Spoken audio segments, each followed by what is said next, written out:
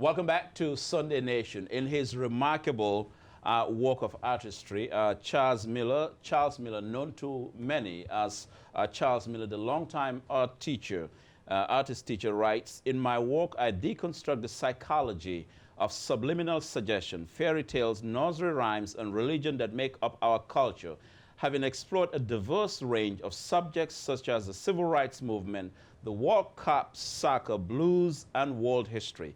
And we have in studio the one and only Chazz Miller, the artist teacher. Thank you so much for being here. Man, thanks for having me. It's been such a long time. I feel like this is a reunion. Yeah, it is. It certainly is, man. I appreciate you again just having me on your show to get the message out. No doubt. And I want to begin because you've done so much over the years in terms of your work in itself. I want to begin with the COVID-19 and the mind, body, and spirit. Let's talk about that, how your work expresses the human interest. Well, for me, it was about how do we cope with the situation that was COVID-19.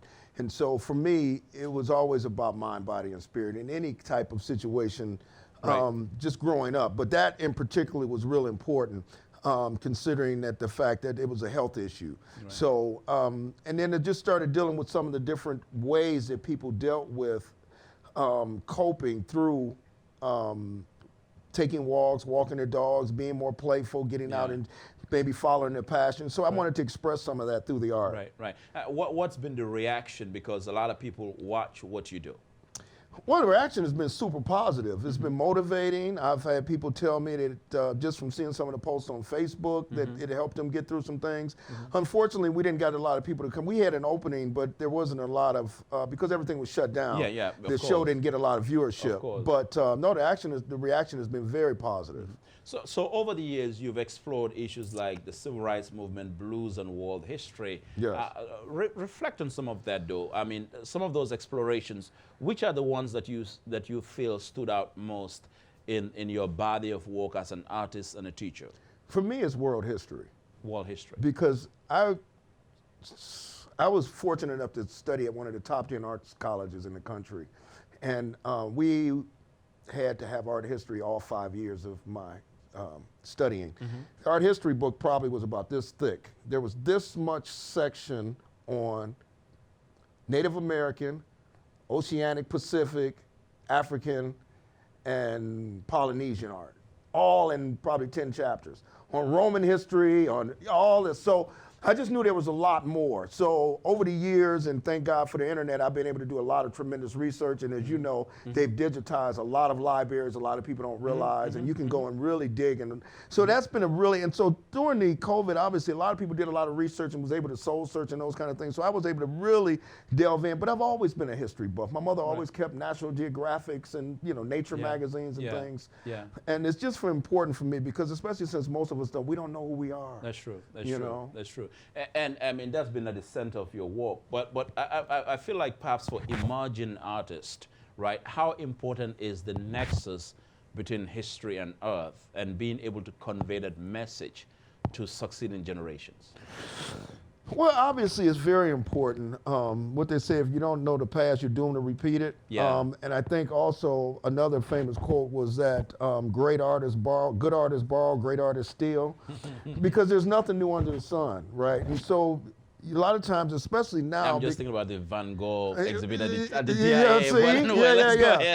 And that's really kind of leads into my next thing. I'm doing this whole summer. I want to get your take on it. Go ahead. So just over time, artists need to put things, like have a context, right? Right. And a lot of times we think we're coming up with something new, but we don't realize we've been cycled. That's where the subliminal comes in.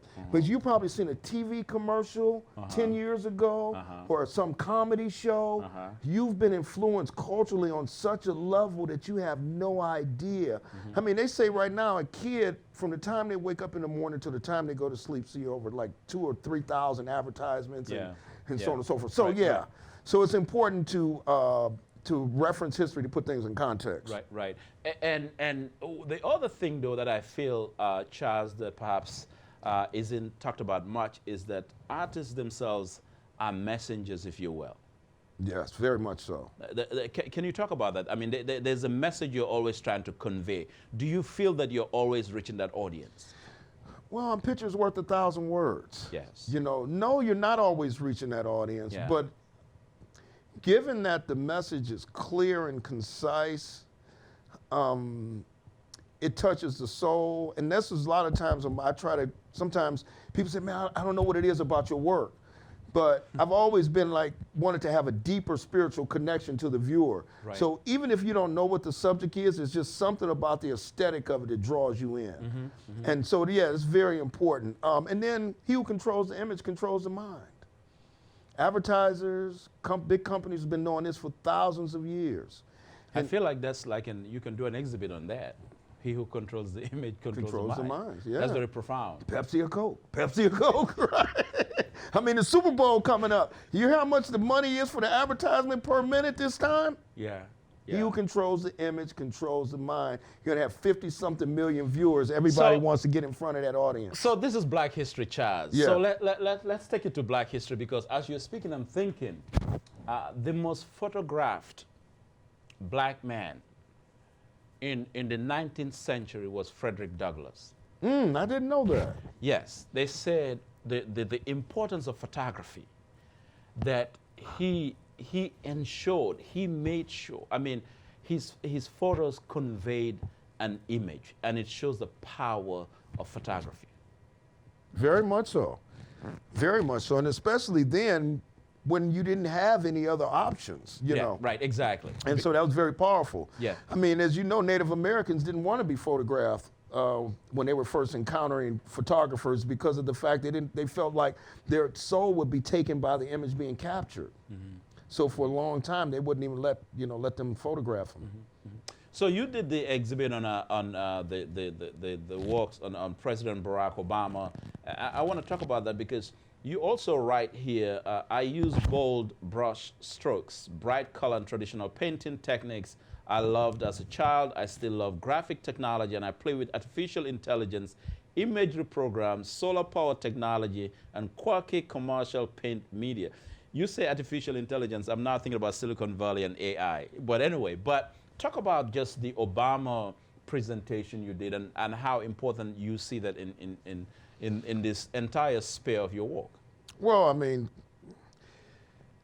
I don't know for sure, but I think I was one of the first black billboard painters in the world outside of Hubert Massey, and he was in Michigan, I was in Ohio, and I know I was in the industry for almost 10 years, and I never ran. The only other black people that I know that were working in the industry, I got them hired. They were my classmates in college.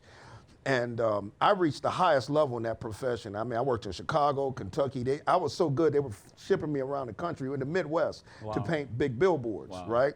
So I think right now, I'm sorry, what was your point now? The question was the Obama presentation. Oh yeah, so the Obama being the first black president, obviously, right. Again, it goes back to he who controls the image. I just wanted to get those images out to people, and then especially images that weren't normally seen with Obama, because at the time, you know, Shepard Fairey stuff was real popular with the black and white, and so everybody was pretty much just recycling the same message. So my thing was to put more black love on the street. I did a piece with Malcolm and Betty Shabazz in an embrace on a piece that was on the Detroit Edison School. So that was part of the time when I was doing what I call a Black Love series. So when I seen the last dance at the inauguration, it just really blew me away. It was a powerful moment. Not Michael Jordan's last dance. Oh yeah, no. You know, and Beyonce sung that. Yes. But so the other aspect to this, though, what you just highlighted is, you know, we've always had this conversation about, is there a different context that a black artist and teacher like yourself brings to bear when compared to a white artist? You know, man, I can tell you let's talk about that first-hand contrast and the significance. Yeah. I taught for the College for Creative Studies in their after-school program for about 5 years. And most of the teachers were suburban young white folks, and they come to the city, but they couldn't manage the classes. I've seen it firsthand. They had problems, man, and especially in some of the really hardcore inner city schools. So they would literally send me to the toughest schools, like particularly like in Highland Park, and most of the boys, they would send to my school. Yeah, because if you look at most of our institutions, most young men don't run across a black male in authority until they get out of high school. Yeah. And when they do, it's maybe a judge or police. Yeah. Okay? So they don't even see black male role models. And I noticed in all the schools I were in, the only male role models was usually a gym teacher, maybe a math teacher, a science teacher, but definitely not the principal, the assistant principal, and definitely the janitors. You always see that. So what does that do to the young mind? You know, and again, and then now when you go to history class and all they teaching that you were a slave. Yeah. Come on, man. So that's been part of my challenge as a teacher, is to really offer up and break down those stereotypes. But that has been instructive for you too, though, because it just shows the essence of the work that you do. Oh, it's no question about it. We do need more black folk in your role, in your space, to be able to craft that image. And not only that, more masculinity. See, another problem I've seen, it was just, you know, I don't have any problem with anybody's choice. But at the same time, our kids need to be kids, and oftentimes they're confused enough. So they need to see a variety, and right now they're not seeing enough strong black masculinity, and that's, for me, it was important also. So I mean, you've done so much over the years. What are some of perhaps the most important highlights, you know, in your career? I guess inspiring young people. I wouldn't say I guess, I know that's the most important thing. Particularly right now, there's a young man named Trevor Coates. His nickname is Fresh. He has a clothing line called Profit. I met him when he was 15. We were doing pretty good at the Artist Village. Him and his boys were thinking about robbing us when we first moved to the neighborhood. But he told his boys— wait. Say that again. Him and his boys were thinking about robbing the Artist Village. They were in Brightmoor. They were a little Brightmoor crew. But he told them, he said, hold on. Before y'all do that, I want to go up there and see if they'll support my art. So he came up there with his portfolio one day to see me. I mean, this young man is a little gangster. Right. Never smoked weed, never drank since I met him. And I took him under my wing. I said, man, this stuff is great. They're nice, but go back and give me 100 drawings like this, and then we can talk. He came back with 200, literally. You see, I get a little emotional when I talk about it. But right now, he's got his own clothing store. Okay. When I met him, all he ate was junk food. I got him on thinking about diet, and it didn't sink in right away. Later on, he ended up moving to Chicago, going to art school in Chicago. We got him he went to art school in Chicago, ended up getting a job at a restaurant, one of the biggest restaurants in Chicago, and became a master chef. So I ended up working there and doing it. I always wanted to have his own clothing line. That's how he chose his art. But now he has his own brand. And I mean, he's booming. He's doing pop-up shops in LA and Beverly Hills. And so yeah, it's just the inspiring the young people, man, because if I had somebody to take me under the wing when I was 15 and 16, God knows where I could be now. My mother was a professional. She helped build the Providence Hospital that we know in Southfield. She was at the original Providence Hospital, right? She literally helped move. She was in charge of all the purchasing and procurement and all that stuff. Rose way up in the hospital. And even with all her education and degree, I had 4 scholarship letters of intent when I got out of high school for art school, thank God, right? Because all my friends were getting those type of letters for athletics. So that was another part of my challenge. If they can pay us for bouncing the ball, come on now. So no doubt. So when I brought the letters home, I was like, Mom, look, what's going on? We got them out the mail or whatever. She said, baby, that's nice, but what are you going to do for a living? So even with all her education and knowledge, she had no knowledge that you can make a living as an artist. Because we always tell our people, you're going to starve an artist. That's true. That is true. But everything in our world is designed by artists. Everything. It's as if there is a deep lack of knowledge or underappreciation for arts being an essential part of our life. Y'all supposed to be bouncing balls and singing and dancing, not creating, not dreaming, not manifesting. We got to keep you in the world is run by innovators and creators. Speaking of Silicon Valley, Exactly. The money right now in the tech is unbelievable. You know, artificial intelligence, you mentioned that. So I've been heavy into it for over 5 years. I got in early with Google Deep Brain. A lot of people don't even notice. They bought a company years ago called Deep Brain when this stuff first started coming up. And they were looking for artists to help train the beast. And I signed up because I'm not going to let this thing, I want to know what it's doing. You know, keep your enemies closer, right? So ever since then, but now it's literally exponentially, literally yesterday, Microsoft and Bing wanted to jump in and compete with ChatGPT. So they launched their versions of it built into their browsers. Right. This is a whole nother level. So I was listening to it on BBC. They were talking about the Microsoft. Yeah, go ahead. I've been working with this stuff, man. It's amazing. Literally, whatever you type in, it's like magic. Right. You can create. I can literally design a motorcycle, a bicycle, because the computer can talk to the 3D printer, can talk to the laptop. So all this stuff now can talk to each other. Everything is integrated now, and it's all been integrated in our society, and people don't have a clue. So my mission right now is to teach young people how to integrate this so they don't become dinosaurs.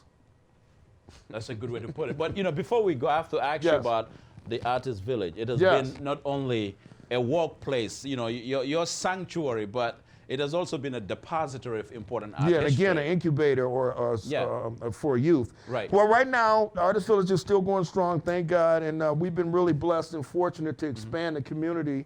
The part of the investment that the Fisher Foundation has done and the platform group with the properties, now we're looking to develop what's called the Sunflower Arts Center.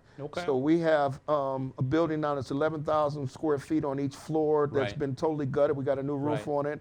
And we're looking to raise quite a bit, probably at least $4 to $5 million to develop it as a training center for art and manufacturing, like 3D printing, AI technology, and these kind of things, and traditional woodworking and things. So yeah, man, we're still there doing it. Well, you have to keep me posted and come back. I would love to, man. I appreciate you letting me get my voice up. Oh, definitely, definitely. The one and only Chazz Miller, renowned artist and teacher. You should check out the Artist Village, remarkable work, an incubator, and a remarkable depository of history. I feel like a lot of people need to be exposed to the work that you all are doing over there. Well, thank you. The website is chazzoriginalart.com. And you know, at DetroitBlightbusters.com. Also, you can go and register to volunteer. Every Saturday, we're basically doing whatever. And if nothing else, we're just cleaning up the community. But as the weather gets better, we'll be doing more community engagement around painting murals. So come out and join us. All right. Chazz Miller here. You can check this out. Thank you so much for being here. When we come back from the break, excerpts from President Joe Biden's State of the Union address, and of course, his remarks about the death of Tyree Nichols, summoning the nation's conscience for the police reform, the George Floyd Justice and Policing Act.